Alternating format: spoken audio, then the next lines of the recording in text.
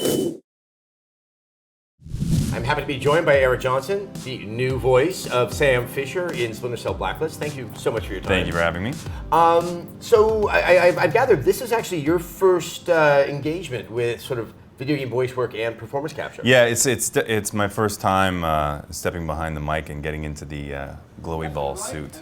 It's been an education. It's been a lot of fun. So you come from a traditional acting background. Yeah. That's kind of your bread and butter. I mean, was it something that you were greeting with apprehension? Because I would assume it's a fairly different experience. It is a different experience, but it's something that I've always wanted to do. I mean, as soon as I started seeing actors being used in video games, and it became a part of it. It's something that I've always wanted to do.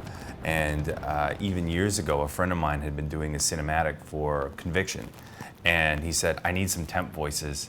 Can you just do a bunch of stuff for me? So I did like 6 characters for him, just so he could start roughing things in. And it was, I had a blast. It's so much fun to go in and do that. And then to be able to take it to another level, adding the performance capture. And so we're capturing the dialogue and the action all at the same time, you know, with the facial cameras capturing the facial expressions.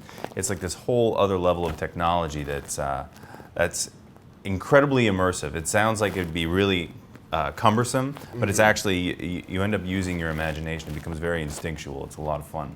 Well, and also the way that we kind of look at video games, because it is kind of a simulation of reality, Yeah. that, you know, attention to movements and things in performance that you might not really pay attention to, be it on stage or Yeah. on film, does get a lot of highlighted. I mean, I would almost wonder if you can become neurotic about all those small details that they're going to read. Well, it's actually the opposite.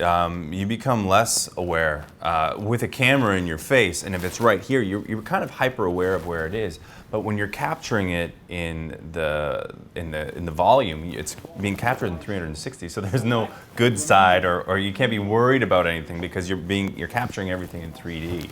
So I mean, they have their reference cameras there, but it's a very different experience in that regard. You can't get too in your own head about it because they're seeing everything at all times. One of the other benefits I have to imagine is that you don't have to redo a scene for the benefit of the camera angle. You know, it really has to be done just for the benefit of the performance, and that helps you. It's true. I mean, it's a little bit of a catch-22 because you got to get it right. You want to get it right as one take. So unlike in film, it's like, oh, the front half worked, but the back didn't. We'll just get it. So we don't do a lot of coverage in terms of like just picking up small parts. I mean, it's better to give clean information to the animators and all that. But it's again, I've been equating it to doing small community theater. Yeah. With the most technical, advanced, modern day performance capture technology there is.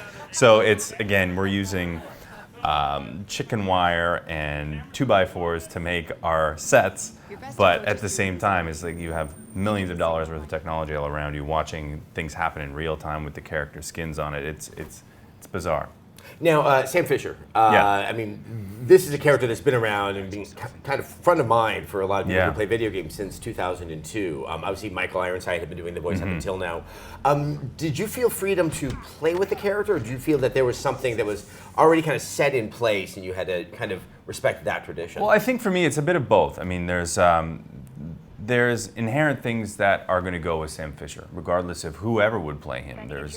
He's you know, much like James Bond or Batman, you know, there is certain things about Sam Fisher that will always be, no matter who's doing it. And in the conversations with the narrative designers and just talking about the character as a whole and where it's going to go and how they wanted to evolve it, you know, there was an opportunity through the script and those conversations to sort of take it in a bit of a new direction. But obviously, it's the core things that are Sam Fisher, and a lot of those things were things that Michael Ironside created, things that weren't necessarily there. Like, he was very adamant about making this a human being and not Right. just a machine, a killing machine. So so much of what this character is now is because of the work that Michael Ironside did and what he brought to it. So I'd say it's a bit of an evolution, if anything. It's taking that and sort of moving it forward in a bit of a new direction.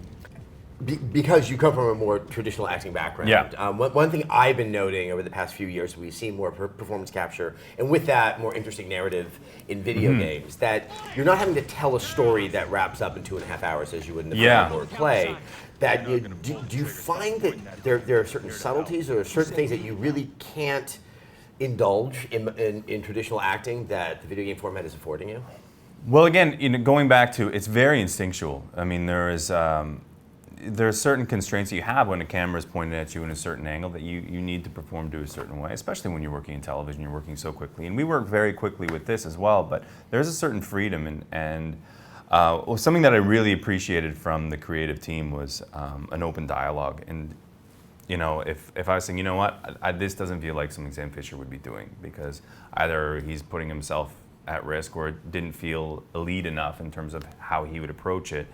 We could have a dialogue and find a way to make the scene work, whether it was in the blocking or it was the lines, or if it was even just how we get in and out of the scene. And that was something that I really appreciated. So I don't know, it's different. I mean, when I saw the stack of script for the game, it's like doing an entire season of a TV show. Exactly. So it's not a movie, it's not an episode, it's an entire season. So you can imagine the arc of a season of Breaking Bad, and that's what you're trying to accomplish with a game, because you want as many hours of interesting gameplay where you can keep the user or the player interested, and still have a story that's ringing true.